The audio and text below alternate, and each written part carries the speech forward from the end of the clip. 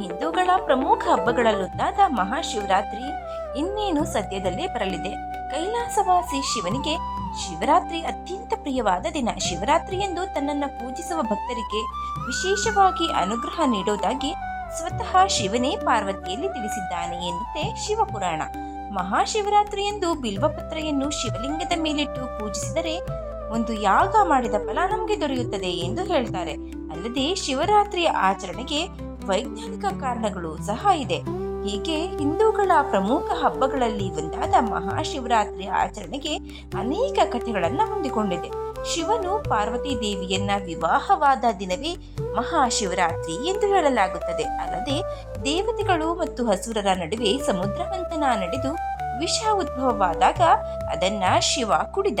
ವಿಷ ಗಂಟಲೊಳಗಿಂದ ಇಳಿಯದಂತೆ ಪಾರ್ವತಿ ಇಡೀ ರಾತ್ರಿ ತಡೆದಳು ಎನ್ನುತ್ತದೆ ಶಿವಪುರಾಣದ ಇನ್ನೊಂದು ಮಹಿಮೆ. ಜೊತೆಗೆ ಭಗೀರಥನ ತಪಸ್ಸಿಗೆ ಮೆಚ್ಚಿ ಇಳೆಗೆ ಇಳಿದು ಬಂದ ಗಂಗೆಯನ್ನು ಶಿವ ತನ್ನ ಜಡೆಯಲ್ಲಿ ತುಂಬಿಸಿಕೊಂಡಿದ್ದ.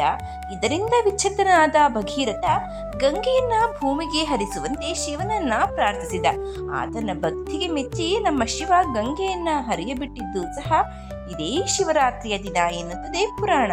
ಇನ್ನು ಶಿವನ ಆದಿ ಮತ್ತು ಅಂತ್ಯವನ್ನ ಹುಡುಕಲು ಹೊರಟ ವಿಷ್ಣು ಮತ್ತು ಬ್ರಹ್ಮನಿಗೆ ಶಿವರಾತ್ರಿಯಂದು ಶಿವ ಲಿಂಗರೂಪಿಯಾಗಿ ದರ್ಶನ ನೀಡಿದ ಎಂಬುದು ಮತ್ತೊಂದು ಪ್ರತೀತಿ. ನಮಸ್ಕಾರ ಸ್ನೇಹಿತರೆ, ಎಲ್ಲರಿಗೂ ಮಾನು ಮನೋಜ್ ಕನ್ನಡ ಯೂಟ್ಯೂಬ್ ಚಾನೆಲ್ಗೆ ಸ್ವಾಗತ. ಮಹಾಶಿವರಾತ್ರಿಯ ಹತ್ತಿರದಲ್ಲಿ ಇರುವ ನಾವು ಮಹಾಶಿವರಾತ್ರಿಯನ್ನ ಹೇಗೆ ಆಚರಣೆ ಮಾಡ್ತೀವಿ ಅನ್ನೋದ್ರ ಬಗ್ಗೆ ತಿಳ್ಕೊಳ್ಳೋಣ. ಶಿವರಾತ್ರಿಯ ಸಮಯ ಪೂಜೆಗೆ ಬಹು ಪ್ರಾಶಸ್ತ್ಯವಾದ ಸಮಯ. ಆ ದಿನ ರಾತ್ರಿಯಲ್ಲಿ ಮೋಡಗಳಿಲ್ಲದ ಶುಭ್ರ ಆಕಾಶ, ಮಂಗಳಕರ ನಾದ, ಶುಭ್ರ ಚಂದ್ರ, ಸ್ಫೂರ್ತಿ ಹುಟ್ಟಿಸುವ ಸಂವೇದನಾಶೀಲ ವಾತಾವರಣವನ್ನ ನಾವು ಕಾಣಬಹುದು. ಈ ಪರ್ವಕಾಲ ಪೂಜೆಗೆ ಪ್ರಶಸ್ತವಾದ ಕಾಲವಾಗಿದ್ದು, ಅಂದು ಈಶ್ವರನ ಆರಾಧನೆ ಮಾಡಿದ್ರೆ ಪಾಪಕರ್ಮಗಳನ್ನ ಕಳೆದುಕೊಳ್ತಾನೆ ಎಂಬ ಪ್ರತೀತಿ ಸ್ಕಂದ ಪುರಾಣದಲ್ಲಿ ಉಲ್ಲೇಖವಾಗಿದೆ. ಹೀಗೆ ಮಹಾಶಿವರಾತ್ರಿಯ ಈ ಪವಿತ್ರ ದಿನದ ಮಧ್ಯರಾತ್ರಿಯಲ್ಲಿ ಶಿವ ಲಿಂಗ ರೂಪದಲ್ಲಿ ಆವಿರ್ಭವಿಸಿದನಂತೆ. ಹಿಂದೂಗಳಿಗೆ ಪ್ರಮುಖವಾಗಿ ಶಿವಭಕ್ತರಿಗೆ ಮಹಾಶಿವರಾತ್ರಿ ಉಪವಾಸದ ದಿನವಾದರೂ ಹಬ್ಬದ ಸಡಗರ ಮನೆ ಮಾಡುತ್ತದೆ. ಅಂದು ಪ್ರಾತಃ ಕಾಲದಲ್ಲಿಯೇ ಎದ್ದು ಸ್ನಾನ ಮಾಡಿ ಮಡಿವಸ್ತ್ರ ತೊಟ್ಟು ಉಪವಾಸವಿದ್ದು ಶಿವ ದೇವಾಲಯಗಳಿಗೆ ತೆರಳಿ ಶಿವಾರ್ಚನೆ ಮಾಡಿದ್ರೆ, ರಾತ್ರಿ ಇಡೀ ಜಾಗರಣೆ ಮಾಡಿ ಶಿವನ ಪೂಜೆಯನ್ನ ಮಾಡಿದ್ರೆ ಎಲ್ಲಾ ಕಷ್ಟಗಳು ಪರಿಹಾರವಾಗಿ ಸುಖ, ಶಾಂತಿ, ಸಂಪತ್ತು ಲಭಿಸುತ್ತದೆ, ಪಾಪ ಪರಿಹಾರವಾಗುತ್ತದೆ ಎಂಬ ನಂಬಿಕೆ ನಮ್ಮ ಹಿಂದೂಗಳಲ್ಲಿ. ಸಾಮಾನ್ಯವಾಗಿ ಎಲ್ಲಾ ಶಿವ ದೇವಾಲಯಗಳಲ್ಲೂ ಮಹಾರಾತ್ರಿ ಇಡೀ ಗಂಗಾ ಜಲಾಭಿಷೇಕ, ಪಂಚಾಮೃತ ಅಭಿಷೇಕ ನಡೆಯುತ್ತದೆ. ಗೋರೋಚನ, ವಿಭೂತಿ ಹಾಗೂ ರುದ್ರಾಕ್ಷಿ ಮಾಲೆಯಿಂದ ಶಿವಲಿಂಗವನ್ನ ಅಲಂಕರಿಸಲಾಗುತ್ತದೆ. ಪುಷ್ಪಗಳಿಂದ ಹಾಗೂ ಬಿಲ್ವಪತ್ರೆಯಿಂದ ವಿಶೇಷ ಅಲಂಕಾರ, ಅಭಿಷೇಕ, ಪೂಜಾ ಕೈಂಕರ್ಯಗಳು ಸಹ ನಡೆಯುತ್ತವೆ. ಮಹಾಶಿವರಾತ್ರಿಯಂದು ಬಿಲ್ವಪತ್ರೆಯನ್ನ ಶಿವಲಿಂಗದ ಮೇಲಿಟ್ಟು ಪೂಜಿಸಿದ್ರೆ ಸಾಕು, ನಮಗೆ ಯಾಗ ಮಾಡಿದಷ್ಟು ಫಲ ದೊರೆಯುತ್ತದೆ. ಶಿವರಾತ್ರಿಯ ಆಚರಣೆಗೆ ವೈಜ್ಞಾನಿಕ ಕಾರಣಗಳು ಸಹ ಇವೆ. ಶಿವರಾತ್ರಿಯ ಆಚರಣೆಗೆ ವೈಜ್ಞಾನಿಕ ಕಾರಣಗಳು ಏನೇನು ತಿಳ್ಕೊಳ್ಳೋಣ. ಸೂರ್ಯ ಮತ್ತು ಚಂದ್ರರ ಚಲನೆಯಿಂದಾಗಿ ಎಲ್ಲಾ ಕಾಲ ವ್ಯತ್ಯಾಸಕ್ಕೆ ನಮ್ಮ ದೇಹ ಹೊಂದಿಕೊಳ್ಳಬೇಕು ಅಲ್ಲವೇ? ಈ ನಿಟ್ಟಿನಲ್ಲಿ ಈ ಹಬ್ಬದ ಆಚರಣೆ ಮುಖ್ಯ. ಈ ಸಮಯದಲ್ಲಿ ಚಳಿಗಾಲ ಮುಗಿದು ಬೇಸಿಗೆ ಕಾಲ ಪ್ರಾರಂಭಗೊಳ್ಳುತ್ತೆ.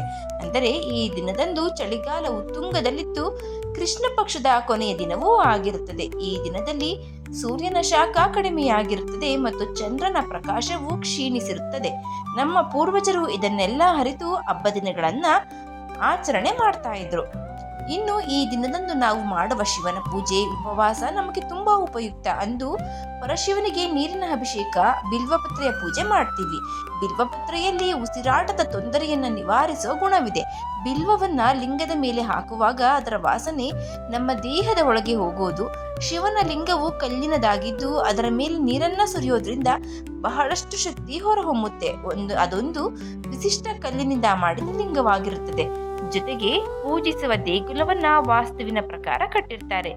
ಈ ಕ್ಷೇತ್ರದಲ್ಲಿ ಹೆಚ್ಚಿನ ಗುರುತ್ವಾಕರ್ಷಣವಿದ್ದು ಅದನ್ನು ಶಿವಶಕ್ತಿ ಎಂದೇ ಕರೆಯಲಾಗುತ್ತೆ. ಇಲ್ಲಿ ಮಂತ್ರಗಳನ್ನ ಪಠಿಸುತ್ತಾ ವಿಶಿಷ್ಟ ಕಲ್ಲಿನಿಂದ ಕೆತ್ತಿರುವ ಲಿಂಗಕ್ಕೆ ನೀರಿನ ಅಭಿಷೇಕ ಮಾಡೋದ್ರಿಂದ ಹೆಚ್ಚಿನ ಶಕ್ತಿ ಬರುವುದು ಎಂಬುವ ನಂಬಿಕೆ ಇದೆ. ಮಹಾಶಿವರಾತ್ರಿ ಹಿಂದಿನ ಪೌರಾಣಿಕ ಕಥೆಗಳು ಹಾಗೂ ಮಹಾಶಿವರಾತ್ರಿಯನ್ನ ಏತಕ್ಕಾಗಿ ಆಚರಣೆ ಮಾಡಬೇಕು ಎನ್ನುವ ವೈಜ್ಞಾನಿಕ ವಿಚಾರಗಳನ್ನ ಈ ವಿಡಿಯೋದಲ್ಲಿ ತಿಳ್ಕೊಂಡಿದ್ದೀವಿ. ಈ ವಿಡಿಯೋ ಇಷ್ಟ ಆಗಿದ್ರೆ ಹರ ಹರ ಮಹಾದೇವ್ ಎಂದು ಕಮೆಂಟ್ ಮಾಡಿ. ಹಾಗೆ ಚಾನಲ್ನ ಸಬ್ಸ್ಕ್ರೈಬ್ ಮಾಡ್ಕೊಳ್ಳಿ, ಒಂದು ಲೈಕ್ ಕೊಟ್ಬಿಡಿ. ನಮಸ್ಕಾರ ಸ್ನೇಹಿತರೆ.